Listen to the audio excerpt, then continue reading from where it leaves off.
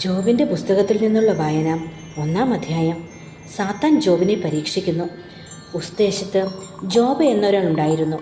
തിന്മയിൽ നിന്നകന്ന് ദൈവഭക്തനായി ജീവിച്ച അവൻ നിഷ്കളങ്കനും നീതിനിഷ്ഠനുമായിരുന്നു.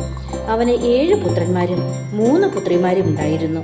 പൗരസ്ത്യദേശത്തെ ഏറ്റവും വലിയ സമ്പന്നനായിരുന്ന അവന് 7000 ആടുകളും 3000 ഒട്ടകങ്ങളും 500 ജോഡി കാളകളും 500 പെൺകഴുതകളും എണ്ണമറ്റ ദാസന്മാരും ഉണ്ടായിരുന്നു.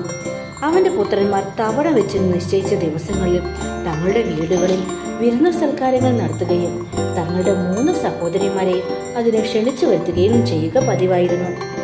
സൽക്കാര ദിനങ്ങൾ കഴിയുമ്പോൾ പുത്രന്മാർ പാപം ചെയ്ത് ദൈവത്തിന് അപ്രീതിക്ക് പാത്രമായിട്ടുണ്ടാവാം എന്ന് വിചാരിച്ച് ജോബ് അവരെ വിളിച്ചു വരുത്തി ശുദ്ധീകരിക്കുകയും അതിരാവിലെ എഴുന്നേറ്റ് ഓരോ പുത്രനു വേണ്ടി ദഹനബലി അർപ്പിക്കുകയും ചെയ്യുമായിരുന്നു.